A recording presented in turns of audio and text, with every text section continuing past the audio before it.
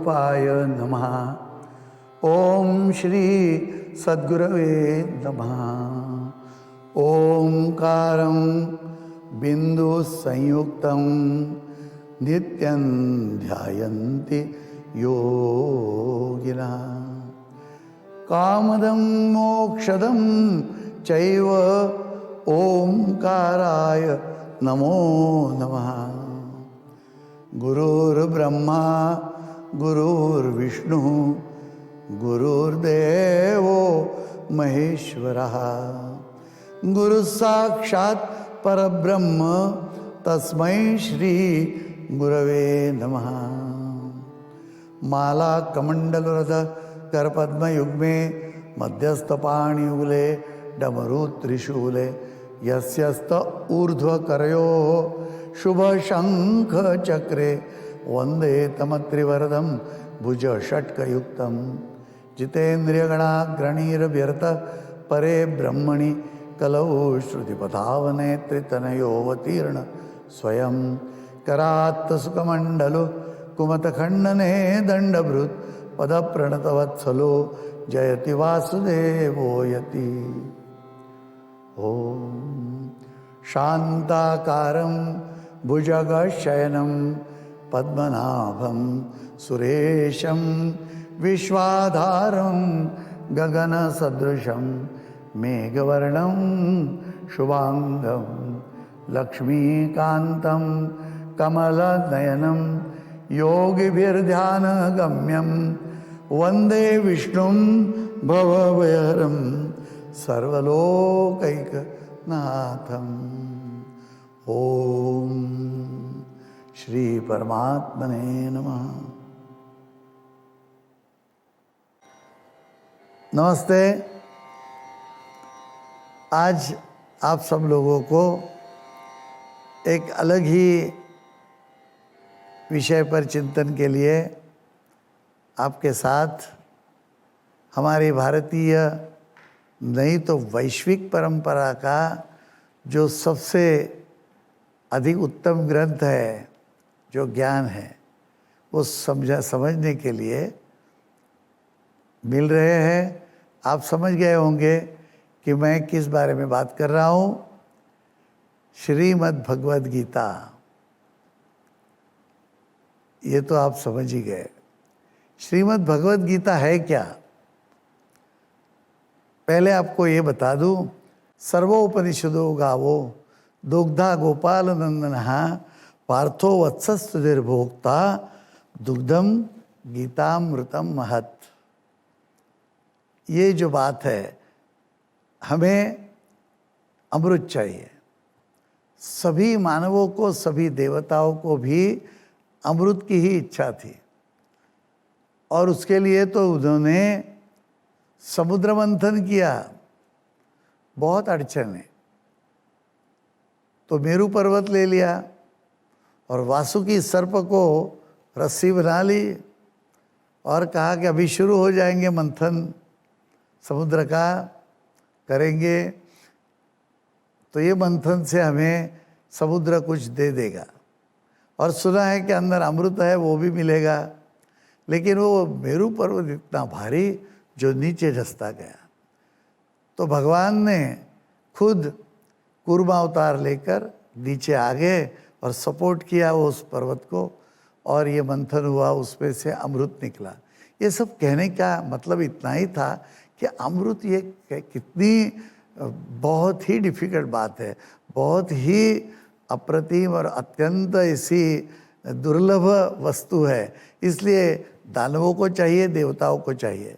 अब देवता और दानव, इसमें आप ज़्यादा फर्क नहीं करना चाहिए। दोनों का अस्तित्व है, इसलिए दुनिया चल रही है। एक का ही अस्तित्व होगा तो दुनिया चलेगी नहीं। जो राक्षसों को चाहिए वही देवताओं को भी चाहिए, और वो दोनों को अमर रहना है। तो इसमें ही खूबी है। वो समझते हैं कि हम अमृत पी लेंगे तो अमर हो जाएंगे। इसलिए ये जो झगड़ा है उनका, ये अमृत बहुत ही महत्व की चीज़ है। समुद्र से हमारे आयुर्वेद के देवता विष्णु के अवतार धन्वंतरी भगवान धन्वंतरी जब बाहर आए तो उनके एक हाथ में अमृत कुंभ था, ऐसे वो अमृत कुंभ लेके आए। तो अमृत जो है वो दवा के रूप में भी चाहिए, अन्न के रूप में चाहिए, और वो अमृत ऐसा चाहिए कि हमें ताकतवर बनाए, एकदम मृत्यु तो सामने भी नहीं आए और कभी भी मरना न पड़े, और इसलिए अमृत चाहिए। लेकिन वो सब हो गया भौतिक, शरीर सिर्फ रहेगा, अस्तित्व रहेगा, उससे क्या होता है? हमें जाना कहाँ है? तो हमें जाना जिस बाजू में है, जिस लोक में जाना है, उसका तो महत्व है। तो हमें जाना है आध्यात्मिक क्षेत्र में। क्यों? परम शांति के लिए। जो महाभगवान विष्णु है उनके पास पहुंचना है। वहाँ फिर कुछ द्वैत नहीं रहेगा, वहाँ माया का हमारे ऊपर प्रभाव नहीं चलेगा, और सिर्फ हम ये सब जो भौतिक और आध्यात्मिक है दोनों को लेकर के आनंद मनाएंगे। नहीं तो ये भौतिक जो है वो माया उसके ऊपर राज करती है, माया ही है वो तो हमें लपेट लेगी। तो अभी समुद्र मंथन का अमृत तो मिल गया, ये रास्ते पर जाने के लिए और यहाँ पर पहुँचने के लिए, और ये जो हमारा शरीर है, सूक्ष्म शरीर, और हमारे अंदर जो आत्मा है, परमात्मा का अंश है, उसको आत्मा से परमात्मा तक और परमात्मा से एकदम आखिर शांति तक हमें पहुंचना है। उसके लिए कौन सा अमृत होगा? गीता अमृत। तो ये गीता अमृत जो है वो हमें इधर से अमृत देगी गीता, और यहाँ से जो है वो हमें समुद्र में से निकला अमृत मिलेगा। और वो अमृत जो है वो हमारे जो गाइड करने वाले हैं, कोई ऋषि मुनि हैं, धन्वंतरी जी है, वो दे देंगे। इस तरह से ये गीता का वर्णन किया और ये बताया कि गीता का अभ्यास इतना जरूरी है। और ये क्या है? सर्वोपनिषदो गावो दुग्धा गोपाल नंदना। एक गाय है जिसका यहाँ उदाहरण दिया है कि सर्व वेद उपनिषद, पूरे विश्व का ज्ञान, सिर्फ भौतिकता का ज्ञान नहीं, आर्टिफिशियल इंटेलिजेंस नहीं, जो बाहर का ज्ञान है वो तो होना ही चाहिए, लेकिन इंटरनल इंटेलिजेंस, आत्मज्ञान भी चाहिए। ये दोनों का जो मिलाप है वो वेदों ने बताया। और लोग कहते हैं लेकिन भारत में ये कैसे आया? क्यों? भारत देश ही बहुत प्राचीन है। ये अभी अभी के सब जो नए नए देश है वो तो बाद में बसे हुए हैं, और ये भारत इतना जो प्राचीन देश है, तो जहाँ पर सृष्टि की शुरुआत हुई और जो भारत देश था वो साथ में वहाँ की संस्कृति पली। और उस समय हम निसर्ग के साथ रहते थे, उस समय हम ग्रह तारों को जानना चाहते थे, और आखिर हमें भौतिकता और आध्यात्मिकता पर एक साथ चलना था। इस वक्त जो समय था उस पर हमें मार्गदर्शन हुआ ऋषि मुनियों ने, और वो कोई ऋषि ने नहीं बताया, वो आ गया परमात्मा से। और वो वेद ज्ञान सिर्फ लेना, सुनना और बताना, और उससे स्पष्ट करने के लिए आ गया उपनिषद आदि ज्ञान। और सर्वोपनिषदों गाओ, इसमें सब आ गया। तो ये जो है वो ज्ञान, इसकी उपमा दे दी कि एक गाय है, उसमें है, और कोई तो दूध निकालने वाला चाहिए। गाय को अच्छा अच्छा खाना खिलाया, धूप में टहल कर आ गई वो, और गाय है, तंदुरुस्त है, अच्छी गाय है। और वो गाय जो उसने जो खाया पिया उसमें से मिलेगा क्या? दूध। अभी दूध निकालने वाला तो कोई चाहिए, और दूध निकाल के जब देगा और दूध से भी अधिक आगे ले जाएगा और घी बना के दे देगा तो सबसे अच्छा। तो घी को भी हम अमृत ही कहते हैं, अमृत समान है वो। कोई भी जहर होगा दुनिया का वो घी से ही निवृत्त होता है। तो ये देने वाले कौन है? भगवान गोपाल। ये जो महाविष्णु है वो प्रकृति का साथ लेकर के अवतार जब ले लेते हैं, क्योंकि ये लीला करे और इससे हम समझे, कुछ सीखे। सिर्फ जो कुछ शब्द है वो हमें समझने में दिक्कत होती है, तो उसका प्रैक्टिकल बता देते हैं। तो ऐसे जो श्री कृष्ण परमात्मा विष्णु ने ही स्वरूप लिया है यहाँ पृथ्वी पर, वो दूध निकालने वाले। तो ये दूध निकाल के इन्होंने जो दे दिया, और उससे मंथन करके 700 श्लोक है, इसमें से बाद में हाथ में आया जो घी, वो अमृत है। और ये अमृत जब तक नहीं मिलेगा तो शरीर पकड़ के बैठ रही है, कहते हैं वो अमर हो गए, तो यहाँ मिलते हैं जंगल में। मैं बोला करना क्या है, करते क्या बेचारे? तो बोले उनको एक फोड़ी है, उनको तेल मांगते फिरते। मैं बोला इसके लिए क्या काम, परमानेंट अमर हो गए और घूमते रहे ना। परम पद को, शांति का जो परम पद है, ते ही परम पद रहना, ऐसे कहते हैं कि वो पद जो है सबके बाहर ऊपर, वहाँ जाके हम बस्ती करेंगे। इस तरह से गीता ने मार्गदर्शन किया। अब क्या हो गया, एक रूपक ले लिया, एक कोई बताने के लिए माध्यम चाहिए, और ये कहते हैं ये राजविद्या है। क्यों? क्योंकि पहले राजाओं को दी गई और राजाओं से हमें समझ में आई, मैं कहूँगा।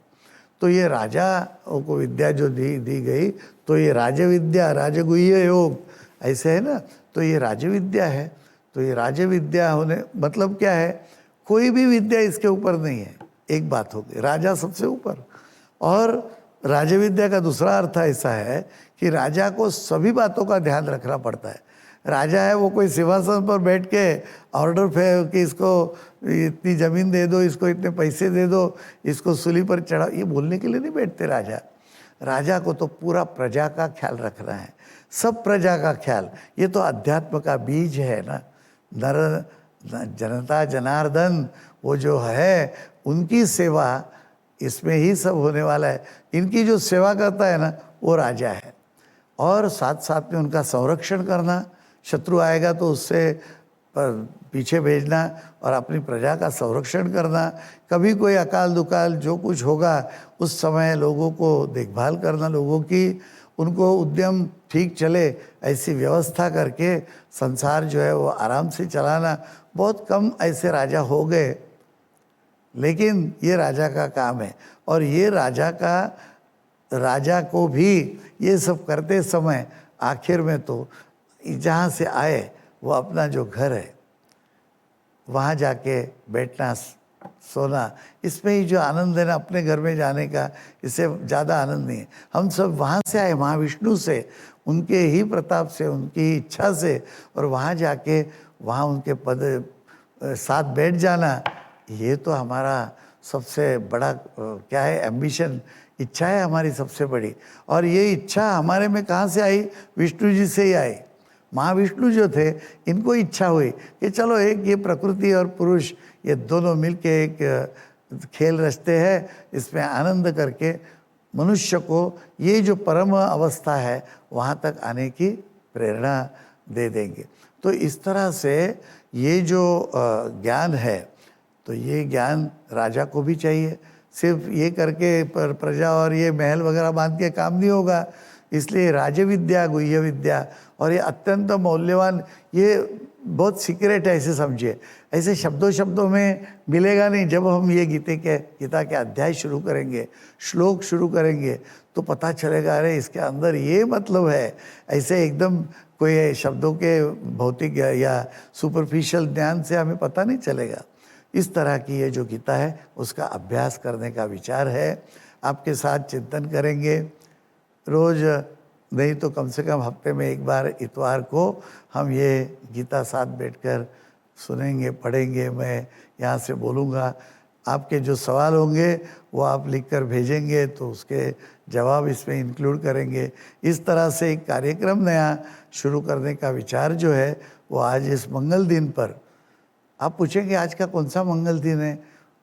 महाविष्णु, श्रीमद् भगवान श्री कृष्ण और श्रीमद् भगवद गीता, इनका सबका मिलाप और इनका अध्ययन, यही मंगल दिन है। कोई दिन फिर अशुभ रहता ही नहीं है। जिस दिन गीता का एक श्लोक पढ़ लिया वो मंगल दिन ही होता है। और इसके बाद में ये चर्चा के बाद गीता टैरो, मतलब है गीता के श्लोक पढ़कर एक ये आपका जो हफ्ता है और आपके मन में जो कुछ एक सवाल आपके जवाब नहीं मिलते, उसका श्री कृष्ण परमात्मा कैसे जवाब देते हैं वो देखते जाएंगे। नमस्ते। ये है गीता टैरो। टैरो का मतलब जैसे आप समझते वैसे तो है नहीं, ये गीता कार्ड्स है, लेकिन जो समय जानता है वो आपको बताने वाले, इसलिए इसको एक भविष्य कथन जैसे समझा गया और हम कहते हैं गीता टैरो। इसके अंदर अलग अलग श्लोक है, उसका अर्थ है, और वो अर्थ हम जब पढ़ेंगे तो पता चलेगा कि भगवान ने आज का आपके प्रश्न का जवाब हाँ या ना ये क्यों दिया है। देखते हैं आज क्या आपके मार्गदर्शन में हाँ या ना निकलता है।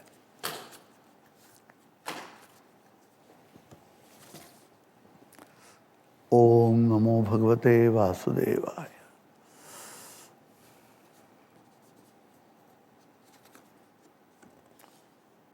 श्री भगवान वाच। ये छठा अध्याय 7वां श्लोक है। श्री भगवान वाच। जितात्मनः प्रशान्तस्य परमात्मा समाहितः शीतोष्ण सुख दुखेषु तथा मानापमानयोः। शीत उष्ण सुख दुख मान अपमान में जिसके अंतःकरण की वृत्तियाँ शांत होती है, ऐसे स्वाधीन आत्मा वाले पुरुष के ज्ञान में सच्चिदानंद घन परमात्मा अधिष्ठित होता है।